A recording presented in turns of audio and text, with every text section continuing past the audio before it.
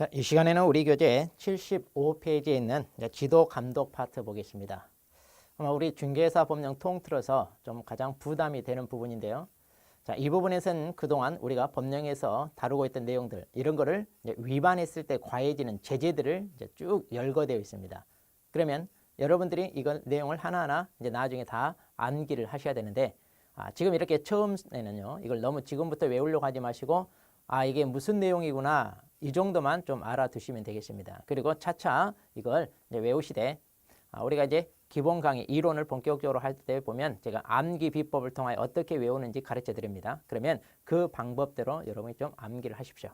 또 제가 나중에 자료로 좀 이렇게 암기사항은 프린트 자료로 따로 만들어서 이렇게 제공할 계획입니다. 그러면 그 프린트 자료를 여러분이 우리 자료함에서 출력을 하셔가지고 그걸 들고 다니면서 자투리 시간 이용하여 외우시면 될 것 같습니다. 그러면 그렇게 많은 부담은 없을 걸로 봅니다. 자, 그럼 이제 그 내용을 살펴볼 건데요. 자, 75페이지 보시면 이제 감독상 명령 그랬는데 뭐냐면, 자, 이 업종에 종사하는 사람을 감독하는 감독 관청이 있겠죠. 그다음 이들이 이제 누구를 감독할 거냐, 그 대상자가 있습니다.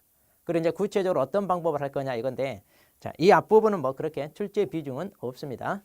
자, 그럼 우리 교재 보면 75페이지 감독 관청인데요. 자, 감독 관청은 지금까지 등장했던 행정청은 다 들어간다 보시면 돼요. 자, 그래서 국토교통부 장관 여기 들어가고요. 그 다음에 시도지사, 자, 여기 들어가고, 그 다음 등록관청, 자, 이들도 됩니다. 그런데 이제 법인 같은 경우는요, 주사무소 소재지 관할 등록관청뿐만 아니라 분사무소 소재지 관할청도 감독관청이 된다는 거 알아두셔야 돼요. 자, 그래서 이들이 누구를 감독을 할 거냐 이건데, 이제 그 대상자죠. 자, 그럼 그 대상자가 이제 누구냐 이건데, 자, 이게 이제 중개업에 종사하는 사람들이겠죠. 자, 그래서 거기 보시면 개업공인중개사. 자, 그래서 이제 개업공인중개사가 제대로 하고 있는지 안 하고 있는지, 자, 이걸 감독을 합니다. 그 다음 두 번째, 거래정보 사업자가 있죠. 자, 거래정보 사업자도 부동산 거래 중개와 관련된 시스템입니다. 이와 관련된 업종이에요. 그래서 거래정보 사업자도 감독을 합니다. 그 다음에 자, 무등록업자도요. 자, 정식 자격을 취득하고 등록을 받은 그런 사람은 아니지만 무등록을 하고 있으면 이걸 단속을 해서 어때요? 적발한 다음 배제를 해야 되잖아요. 자, 그렇기 때문에 이들도 이제 대상자에 들어갑니다. 뭐 보다 더 자세히 들어가다 보면 협회도 이제 말하자면 감독 대상이 될 것이고, 그 다음에 소속 공인중개사도 될 것입니다. 자, 그런데 이제 우리 법조문에는 크게 이렇게만 되어 있는데, 보다 세부적으로 그들도 이제 충분히 감독 대상자가 될 수 있다. 이제 이렇게 보시면 돼요. 자, 그러면 이들 감독 대상으로 구체적으로 어떤 경우에 할 수 있나요? 보니까 거기 보시면 법에 이것도 두 가지 경우. 자, 이 두 가지 경우에만 할 수 있게끔. 자, 그래서 이들을 대상으로 이제 감독상 명령을 할 수 있는 경우 해가지고 이제 크게 두 가지가 있죠. 자, 첫 번째, 부동산 투기 등 거래 동향 파악을 위하여 필요한 경우. 그러니까 이제 감독관청이 부동산 거래를 알선하는 업자들이라 보니까 요즘 이런 부동산 경기에 따라서 이런 거래가 얼마만큼 이루어지고 있는지 이제 이렇게 나가서 파악하는 데 있어서 할 수 있고요. 두 번째, 실은 이거죠. 이걸 목적으로 주로 합니다. 자, 그래서 중개사 법령을 위반했냐 안 했냐. 그래서 위반했다는 게 확인이 됩니다. 그럼 거기에 따른 행정처분을 가하기 위한 거죠. 자, 그래서 자격 취소나 자격 정지, 그 다음에 등록 취소, 업무 정지, 이런 행정처분을 하기 위해서 이렇게 한다고 보시면 됩니다. 그러니까 이제 어떤 부동산 거래를 뭔가 파악하기 뭐예요. 그 다음에 이제 말하자면 이제 행정처분, 법을 위반했는가 확인한 다음에 행정처분을 하기 위해서 한다 이렇게 보시면 돼요. 그 다음 페이지 넘겨서요. 자, 그럼 이제 구체적으로 어떤 방식으로 하나요? 이제 내용인데요. 크게 두 가지가 있습니다. 행정명령과 행정조사. 자, 그러니까 이제 구체적인 내용은 그러니까 방법을 보면 돼요. 자, 여기에는 이제 행정명령과 그 다음에 이제 행정조사가 있는데, 명령은 말 그대로요. 자, 대상자들한테 자, 이렇게 관할청에 찾아와서 뭐 좀 보고해라, 또 자료 제출해라, 이렇게 직접 명령하는 것을 말하고요. 조사는 이제 담당 공무원이 직접 이런 업종에 종사하는 사람들 사무소에 출입하여 이제 조사하는 거죠. 물론 이제 일종의 단속 차원에서 나가서, 그래서 이중계약서 작성했냐 안 했냐, 또 등록 인장을 제대로 날인하는지, 또는 그 외에 보관해야 될 서식 같은 거 제대로 보관하고 있는지, 자, 이런 거에 대해서 전반적으로 이제 단속 차원에서 직접 사무소 출입하여 이제 조사하는 걸 말합니다. 자, 이런 방식으로 이제 감독을 하는 거죠. 자, 이렇게 이제 감독을 했는데 법 위반했다는 게 이제 적발이 돼요. 그러면 이제 자, 이들이 그런 위반한 거에 적발이 되면 거기에 따라 이제 뭘 하느냐? 행정 처분을 부과를 한다는 얘기입니다. 행정 처분을. 네. 자, 그럼 이제 이런 행정 처분은 뭐가 있나요? 이제 이런 건데요. 자, 오른쪽 77페이지를 보시면 도표가 하나 있습니다. 자, 이 도표를 여러분이 좀 참고해서 보십시오. 자, 그러면 행정처분이 어떤 게 있느냐? 이제 이것을 쭉 정리를 할 건데, 자, 첫 번째 뭐가 있냐면 등록 취소라는 게 있고요. 자, 그 다음에 업무 정지라는 게 있고, 그 다음에 공인중개사 자격 취소라는 게 있고요. 그 다음 자격 정지라는 게 있고요. 그 다음에 거래정보 사업자에 대한 지정 취소라는 게 있습니다. 자, 이렇게 해서 이제 행정처분은 이제 5가지가 있어요. 그러면 그 도표에 보시면 이러한 처분을 누가 하느냐? 처분권자. 그 다음에 이러한 처분을 받는 사람, 대상자. 그 다음에 그 처분의 성격. 그리고 이제 청문을 거치냐 거치지 않느냐 뭐 이런 거 사전 절차라는 게 있습니다. 행정처분을 하기 전에 이런 사람의 그러니까 대상자가 이런 위반 행위를 했는지 안 했는지를 어때요? 좀 조사를 해서 밝혀낸 다음 이런 처분을 해야 되잖아요.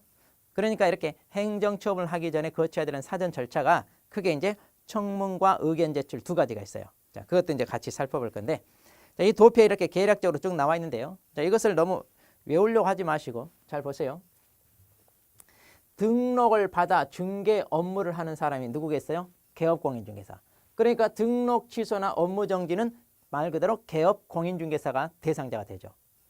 그 다음, 그럼 이들에 대하여 누가 처분을 합니까 하면은 이 등록을 해준 행정청.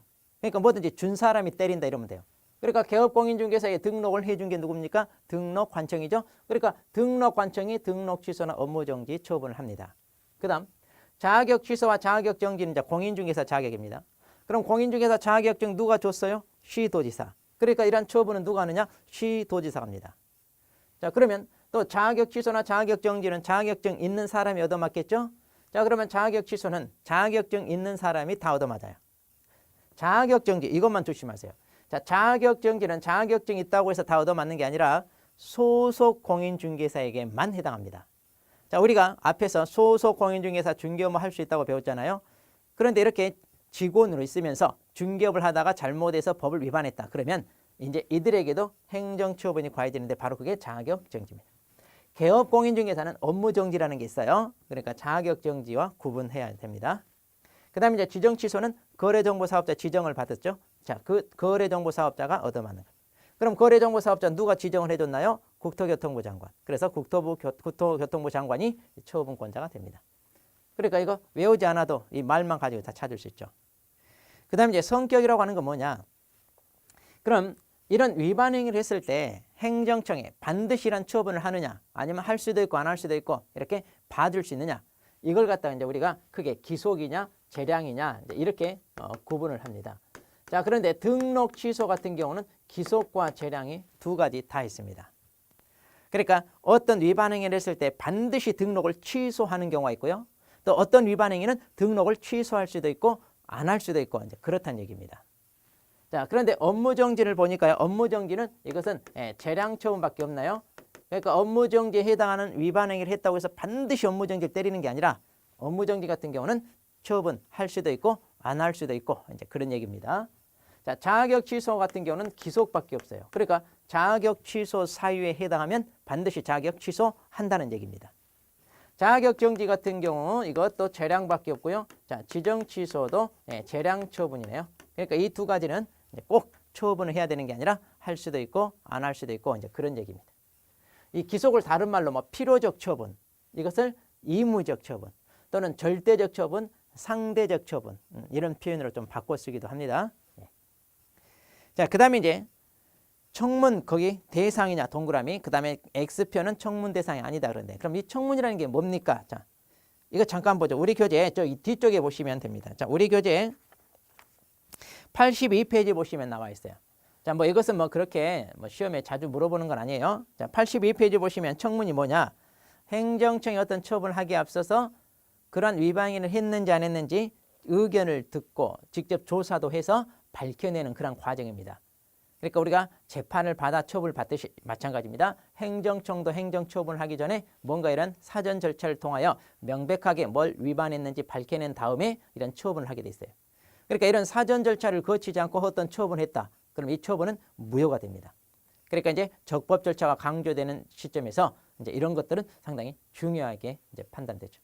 자, 그러면 사전 절차가 이제 크게 두 가지가 있습니다. 청문과 의견 제출이 있는데요. 청문은 조금 더 복잡한 절차. 그러니까 그냥 단순히 의견 할 말 있으면 해봐라 이렇게 의견 듣는 정도가 아니라 뭘 위반했는지 증거도 좀 조사해서 밝혀낸 다음에 확정이 되면 이제 처분하는 절차고요. 의견 제출 같은 경우는 그냥 간단하게 뭐 좀 가벼운 처분이니까 할 말 있으면 해봐라 이 정도로 이제 거치는 절차인데, 자, 이러한 행정처분 중에서도요. 자, 이렇게 취소 처분은요 청문을 거치게 돼 있어요. 취소는 청문을 거치고 그 다음에 정지처분은 의견 제출 정도로 좀 가벼운 절차를 거칩니다. 그러니까 취소 처분이 좀 무겁잖아요. 자, 그러니까 청문 절차를 거치고 정지나 정지처분은 좀 가벼운 거니까 의견 제출 정도로만 한다. 이렇게 이제 보시면 됩니다. 자, 그러면 이제 다시 앞으로 오세요. 자, 다시 앞으로 오셔가지고 자, 77페이지. 자, 우리가 이제 77페이지. 자, 그러면 이제 구체적인 그 사유들을 이제 볼 건데, 아까도 말씀드렸다시피 이러한 구체적인 사유는 지금 이게 어떤 내용이구나 하고 이해만 하시고 외우려고 하지 마세요. 그리고 다음에 이제 본격적인 강좌가 시작되면 그때 암기 비법을 통하여 어떻게 외워야 되는지를 가르쳐 드릴 테니까 그때부터 외우셔도 됩니다. 그리고 이제 프린트 자료 참고하시기 바라고요. 자, 그럼 먼저 자격 취소부터 보겠습니다. 자, 처분권자 아까 다 얘기했어요. 자격은 준 사람이 때리니까 시도의사가 한다 했는데, 거기 보시면 자, 취소 처분도요. 동그라미 1번에 자격 취소 처분은 그럼 시도지사인데 이때 시도지사는 누구냐? 자격증을 교부한 시도지사입니다. 자, 이거 중요합니다. 자격증과 관련해서는 항상 자격증을 교부한 시도지사라는 거. 자, 그래서 그 밑에 동그라미 2번에 보시면 자격증을 교부한 시도지사와 사무소 소재지 관할 시도지사가 서로 다를 때, 그럼 이때는 누가 처분합니까? 자, 자격증을 서울에서 취득을 했다고 합시다. 그러면 자격증을 교부한 시도지사가 누구냐? 서울시장입니다. 그럼 여기서 이렇게 자격증을 발급받아 저기 부산에 가서 사무소를 개업했다고 합시다. 그러면 사무소 소재지 관할 시도지사가 누구예요? 부산광역시장이죠. 그런데 부산에서 개업을 하고 영업을 하다가 뭔가 자격 취소 사유에 해당하는 위반 행위를 해서 적발이 됐어요. 그러면 사무소 소재지 관할 시도지사가 적발을 하겠죠. 서울시장이 거기까지 가서 감독할 일은 없으니까. 그러면 이렇게 사무소 소재지 관할 시도지사 이렇게 적발을 했을 때 어떻게 한다는 얘기냐? 거기 보니까 자격 취소 처분에 필요한 절차를 모두 이행한 후 그 다음 자격증을 교부한 시도지사에게 통보해야 한다. 자, 이거 시험에 참 잘 나와요. 자, 그래서 최종적으로 처분은 누가 하게끔 하겠다? 교부한 시도지사가 하겠다 이 말이에요. 자, 그래서 자격증을 교부한 시도지사와 사무소 소재지 관할 시도지사가 다를 때 사무소 소재지 관할 시도지사가 위반 행위를 적발을 했어요. 그런데 자기가 처분까지는 하지 않고 절차만 거쳐요. 그럼 아까 절차가 뭐라고 그랬어요? 취소는 청문이라고 그랬죠? 그러니까 청문 절차를 거쳐서 뭘 위반했는데 이렇게 확정한 다음 최종적인 처분은 교부한 시도사가 하게끔 통보를 해준다. 그런 얘기입니다. 자, 이거 절차상이니까 하나 알아두시고. 그 다음에 이제 구체적인 사유입니다. 자, 이제 이걸 잘 알아두세요. 자, 첫 번째, 부정한 방법으로 공인중개사 자격을 취득했다. 자, 부정한 방법으로 자격을 취득했다는 얘기예요. 뭐가요? 컨닝했다, 대리 시험을 받거나 이런 식으로 취득했다 이거죠. 그러면 나중에 합격했다 하더라도 그 자격은 취소된다 그 말이고. 두 번째, 다른 사람에게 자기 성명을 사용하여 중개 업무를 하게 하거나. 자, 이게 이제 뭐냐? 자격을 취득하고 개업을 한 사람이 자기가 업무를 하지 않고 무자격자한테 일을 맡겨요. 야, 네가 내 이름으로 일처리 다 해라. 이런 식으로 자기 성명을 이용하여 일처리를 하게 하는 경우, 이런 경우도 걸리면 취소된다 이런 얘기고. 그 다음 그 뒷부분, 자격증을 양도 또는 대여한 경우. 자, 그래서 자격증을 양도하거나 대여하는 경우도 마찬가지 취소된다 그 얘기입니다. 그 다음 자격 정지 처분을 받고 그 정지 기간 중에 중개 업무를 행한 경우. 그 다음에 또 하나가 더 있어요. 다른 개업 공인중개사의 소공사나 보존 또는 법인의 사원 임원이 되는 경우를 포함한다 그랬는데 이게 무슨 얘기냐? 자, 갑 개업 공인중개사가 있습니다. 자, 사무실 하나 개업했는데 이 사람이 A라는 사람을 소속 공인중개사로 고용을 했어요. 자, 그럼 이 소속 공인중개사가 중개 업무를 할 수 있다고 그랬잖아요. 그런데 중개 업무를 하다가 뭔가 잘못했을 때 이 소속 공인중개사에 대해 과해지는 제재가 바로 자격정지라고 그래서 자격정지. 그래서 이 소속 공인중개사 자격정지를 이렇게 한 3개월 얻어맞았다고 합시다. 그러면 이제 이 소공사 A는 3개월간 중개 업무를 못하죠. 이거 이제 그럼 뭐가 되냐? 결격이 된다고 그랬어요. 그러면 이제 개업공인중 갑은 이 사람을 업무에서 배제를 하든가 해고하든가 해야 됩니다. 그런데 그러지 않고요. 이 A가 이 자격정지 얻어 맞았으면서도 이 기간 중에 중개 업무를 하다가 적발되면 그러면 자격이 취소되는 얘기예요. 그러니까 자격정지를 처분을 받았는데도 자중하지 않고 막무가내로 일을 했다. 그러다가 걸리면 어떻게 된다? 취소된다 이 말이고. 또 자격정지 기간 중에는 일을 못 하잖아요. 그러니까 이 A가 또 다른 개업공인중개사 밑에 들어가서 또 이렇게 취직해서 일을 한다든가 또 법인의 사후 임원이 된다든가 이걸 뭐라고 그래요? 우리가 앞에서 이중소속 그랬죠? 자, 이렇게 이중소속하게 되면 어떻게 되냐? 그래도 취소된다 이거. 자, 그러니까 정지 기간 중에는 결격이니까 해서는 안 되는데 이렇게 일을 하거나 이중소속하면 취소 그 얘기입니다. 그 다음 이 법에 위반하여 징역형의 선고를 받은 경우 자, 이거 조심하셔야 돼요. 자, 자격이 있는 사람이 우리 중개사법을 위반하여 징역형 선고를 받게 되면 어떻게 되느냐? 자격이 취소된다는 얘기예요. 다른 법률을 위반하여 징역형 선고를 받을 때는 취소되지 않습니다. 오로지 중개사법을 위반하여 징역형 선고를 받았을 때 취소된다. 그런 얘기입니다. 자, 이렇게 해서 이제 4가지가 있습니다. 그래서 자격 취소 사유 4가지. 이 경우는 이제 위반 행위가 적발되면 어떻게 된다? 반드시 자격이 취소된다는 기속입니다. 반드시 취소된다. 자, 그 다음에 이제 사후 조치를 보죠. 사후 조치는 어떻게 하느냐? 자, 이렇게 자격 취소를 누가? 시도지사가 했을 거 아니에요? 자, 그러면 5일 이내 이를 국토교통부 장관에게 보고하고 다른 시도지사에게 통지한다. 자, 이게 이제 중요합니다. 자, 그렇게 해서 자격 취소는요. 취소 처분했어요. 5일 이내에 자, 보고도 하고 통지도 하는데 보고는 누구한테? 국토교통부 장관한테. 통지는 다른 시도지사한테 이렇게 한다는 얘기죠. 5일 이내. 자, 그래서 이렇게 처분을 한 다음 보고 통지하는 것은 오로지 자격 취소에만 있어요. 다른 데는 없어요. 그러니까 이것 꼭 알아두셔야 주의하셔야 돼요. 그 다음 자격증을 또 반납해야 됩니다. 자, 이렇게 자격이 취소되면 취소 처분 받은 날로부터 7일 이내 누구에게? 처분을 한 시도지사에게. 자, 그래서 자격이 취소되면요. 자, 자격증을 반납을 하게 됩니다.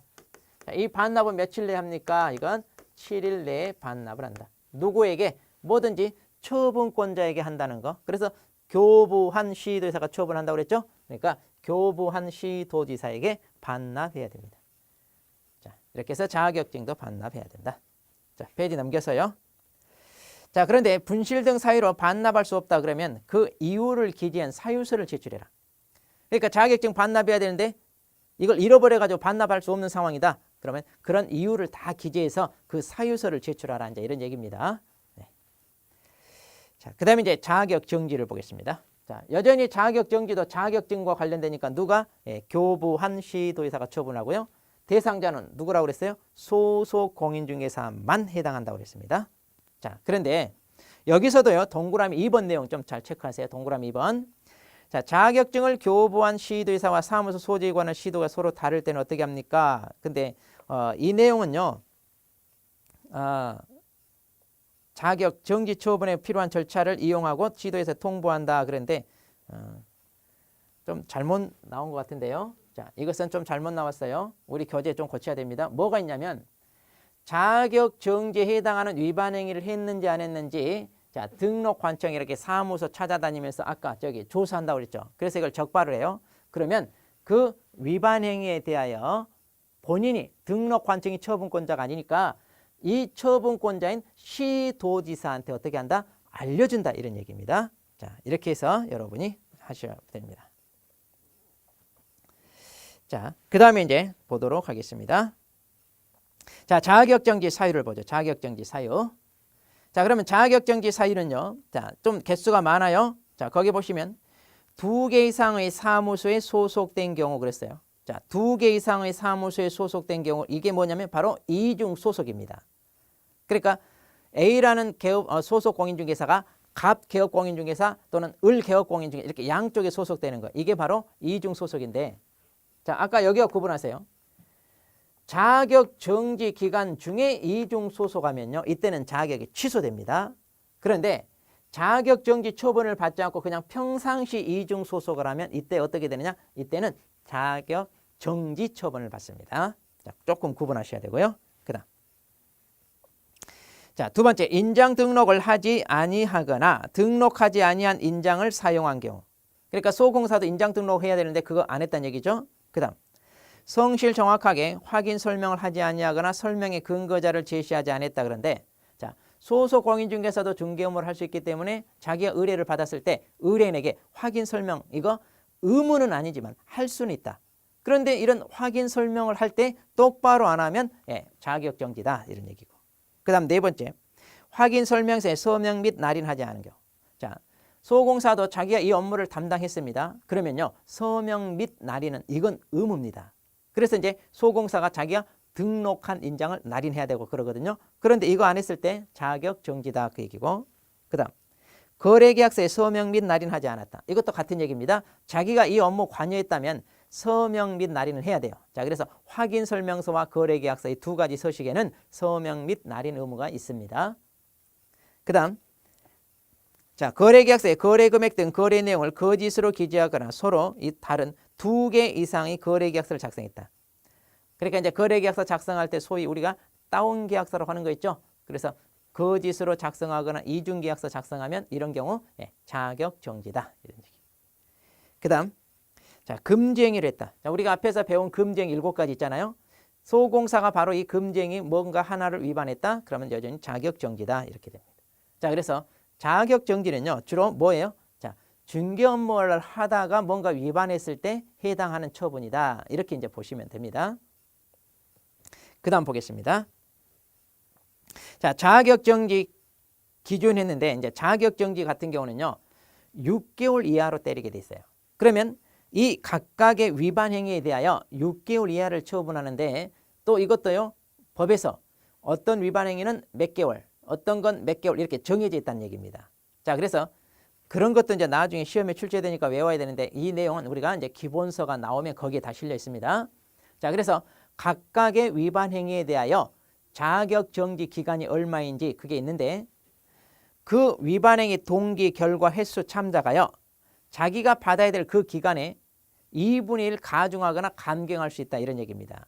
그러니까 좀 더 무겁게 때릴 수도 있고 가볍게 때릴 수도 있다 이런 얘기예요. 자, 그래서 만일 자격정지 3개월짜리다.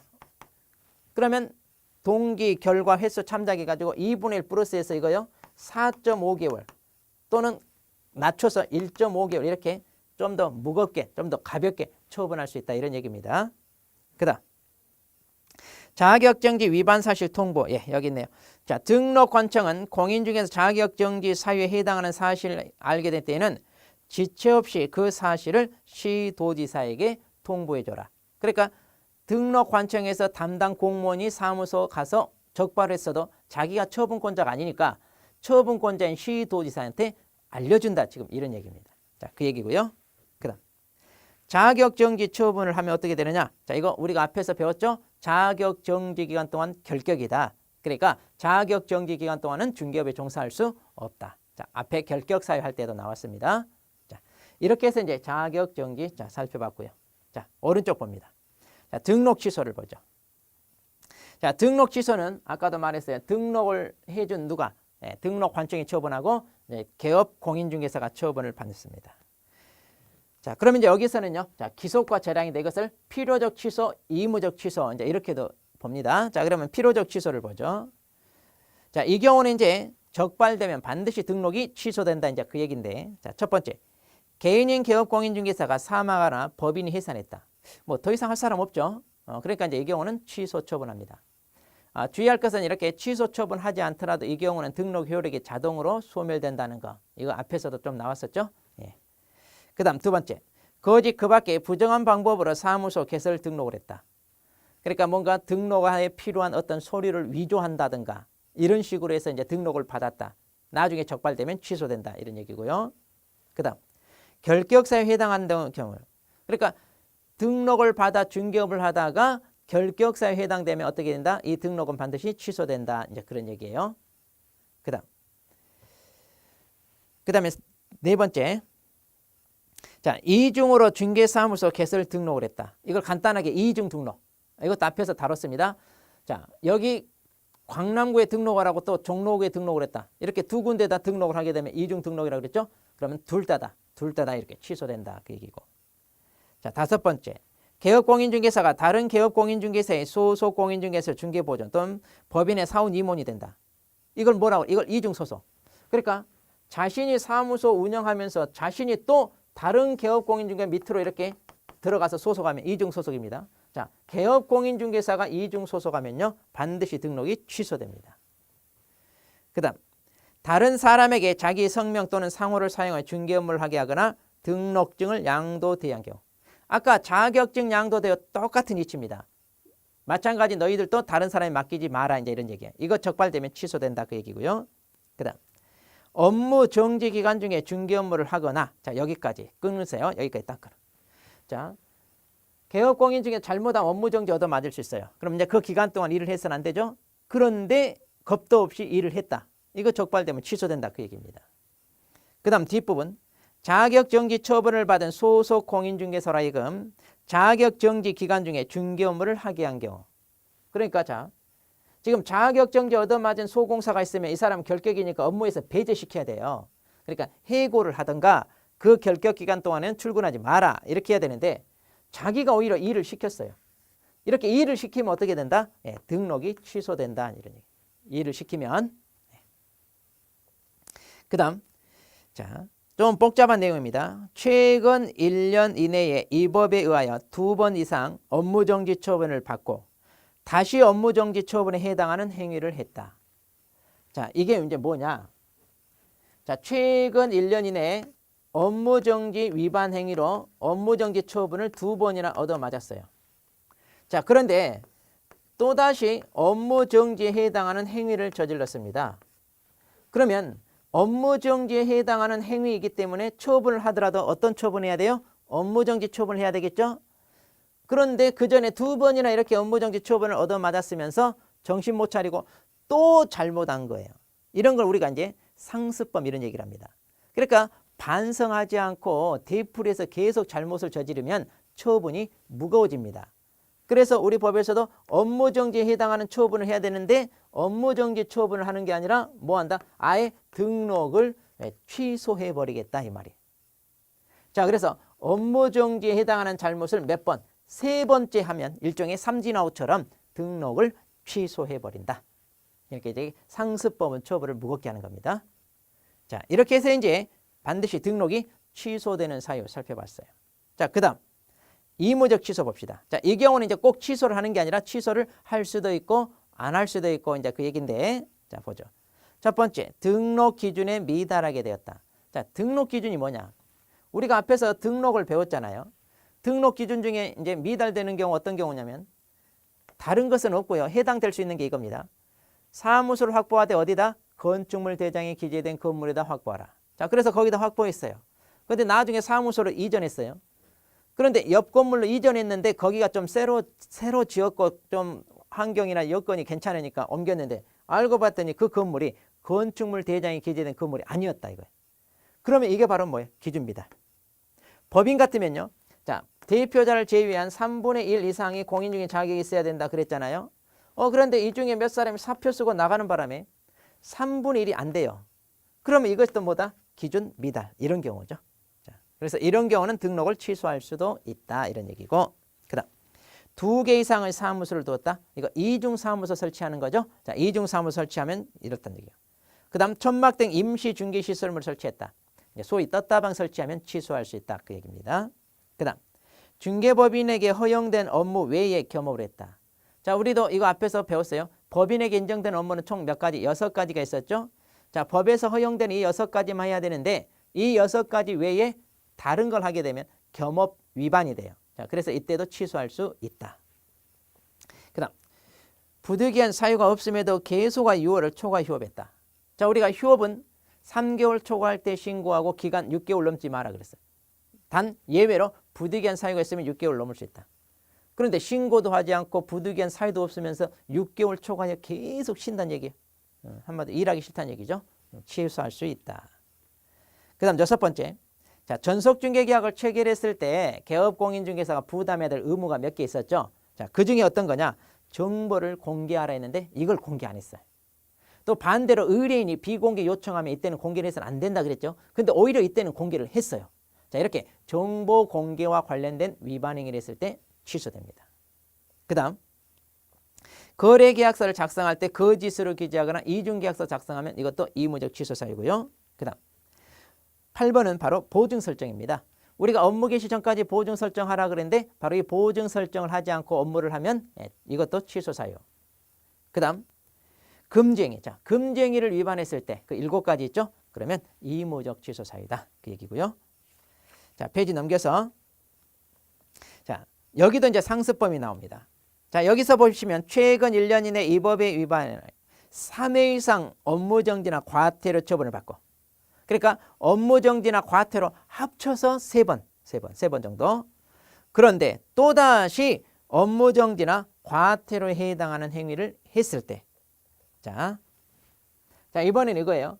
최근 1년 이내 업무정지나 과태료에 해당하는 잘못을 저질렀어요. 그러니까 합쳐서 3번입니다. 그런데 또다시 업무정지나 과태료에 해당하는 행위를 했을 때요. 마찬가지 업무정지 처분, 과태료 처분해야 될 텐데 이것도 이제 되풀이 되는 상습법이나 처분을 무겁게 하기 위해서 등록을 취소할 수도 있다. 이런 말. 등록을 취소할 수도 있다. 자, 그 얘기입니다. 그 다음 11번. 자, 개업공인중개사 조직안 사업자 단체 또는 그 구성원인 개업공인중개사가 독점규제 및 공정거래에 관한 법률을 위반했습니다. 그러니까 이제 우리가 기업체들이 말하자면 자기네끼리 가격을 담합한다든가 또 새로운 신규 사업자가 들어오려면 못 들어오게 막아버려요. 자기네끼리끼리 해먹으려고 이런 걸 진입장벽 이렇게 얘기합니다.